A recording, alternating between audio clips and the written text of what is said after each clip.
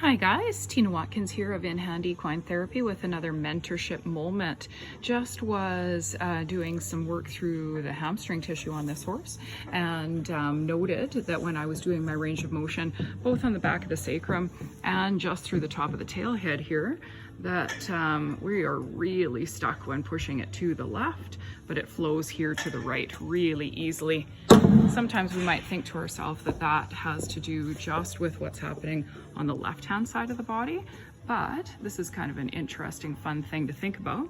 If I consider my caudalis tissue sitting both beside the tail, on top of the tail, and of course ventral branch of it as well on the underside of the tail. If I look at this caudalis tissue, I don't know if you guys can see me bumping. Now, of course, there's going to be the edge of the vertebrae there, but I'm just bumping through this tissue. Do you see how ratchety it is? Not very much pressure, just the same pressure I'd press a thumbtack into the tissue so that I'm sure that I'm in the tissue and not sliding over. I've got these great big muscle knots throughout this region. I've already warmed this tissue up, and you can see I've massaged all the way through the glutes and the hamstrings. I'm just going to go ahead and do a little cross fiber work just on the very border of this caudalis tissue. Now, of course, just like all mentorship moments, there's way more to do here, but just something to get you guys thinking, because if these hamstrings are tight and the horse is off balance because this tail isn't flowing properly, then we have an issue. Sorry, I'm trying to hold the phone and get under the tail. Now look at how far that tail will go and release over to that opposite side. I'm sure we're all very excited about this, and I'm sure all of you body workers out there and equine professionals are looking like this at the end of the day as well. See if I can show my hairy shirt and my hairy braces that I just wore at the last barn. And it's a great sign because it means that spring's coming. But the thing to think about for equine professionals is how much energy and how much nutrients are taken from the body when hair coat change happens. So I get a lot of client horses that end up with tummy problems. I feel a lot of differences in the tissue, and there's even horses that end up with tissue loss because of how much energy it takes during shedding season and coat turnover. So oftentimes it's worse in the fall when they're building their bigger coat, their winter coat, but I still find it in the spring, and I definitely found it on the last horse that I worked on. So just wanted to send that out there for everybody.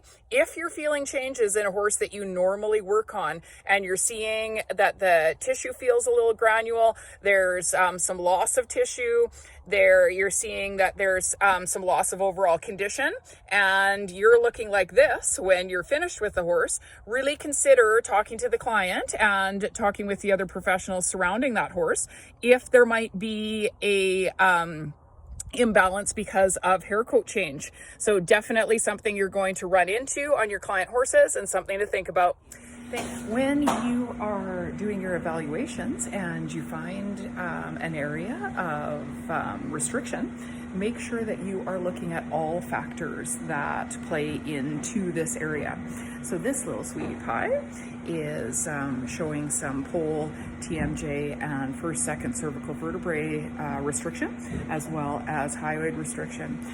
Went through and did all my evaluations of this area, but wanted to just do a mentor me moment on ensuring that you are looking at all factors, because this horse, as you will see, I'm just going to turn the camera around, has a really significant problem. If I can do this with one hand here in our teeth. So you can really easily see here that we've got a pretty good jaw shear. You can see that the bottom teeth here coming out to the right. I'm just trying to make sure that the camera is seeing that. And then of course you have the opposite shear on this side with the top jaw over. So because of this, if we didn't recognize the problem in the jaw, we certainly wouldn't do this horse any service by just releasing the tissue and going along our merry way. We really need to make sure that this horse is on the list for the equine dentist and that he is going to get the help he needs to be able to release this area. Now, this horse is owned by an absolutely fantastic owner, so we know that that is going to get done. But it's really important to look at those things as a body worker, because you might have an owner that didn't realize that there was this problem. And if that wasn't corrected, you can do all the massage you want, but the jaw shear is definitely going to continually pull this horse out of alignment. Hopefully that helps with another Mentor Me moment. We have this horse standing nice and square, and you guys can see from the camera there that we have a thorax imbalance. 2 different heights of shoulders, and width-wise is different as well. If you look at Dr. Kerry Ridgway's information, you'll see that he's got an excellent paper on his website about high heel, low heel, and we do have a little heel imbalance on this horse. So I don't think with the technique I'm going to show you today, we're going to totally change the way that the, oh sorry, he's resting there.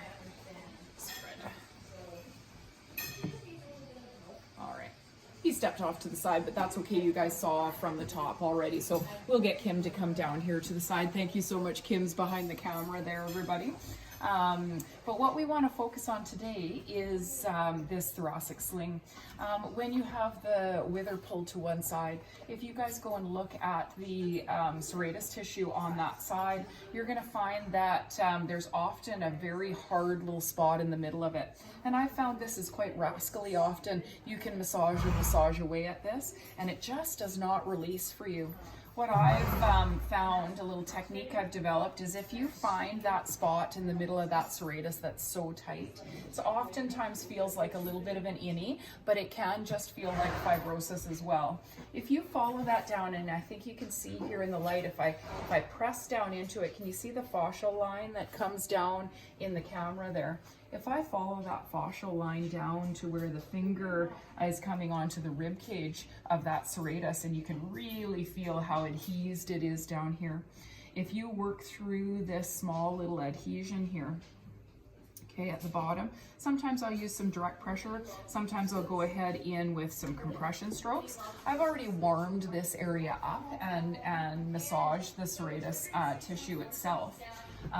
But if you go ahead and trace that down, find that spot that's really sore and really restricted, I guess is a better way to say it, come through, and I'm going to do a little bit of cross fiber through here, because again, I've already warmed this tissue up.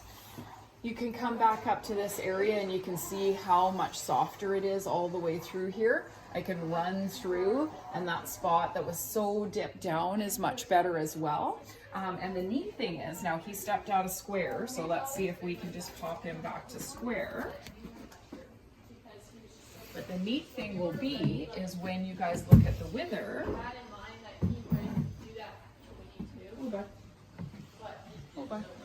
He's like, no, this is fine. He can get left and it will be fine. good. Okay, when you go back to the wither, you can really see the difference, and it's almost instantaneous. So again, lots more work to do on this horse, but that is a great little mentor me moment of a little tip. If you wanted some more mentorship, we're doing lots of mentorship here at InHand Equine Therapy. Check us out on InHandEquineTherapy.com.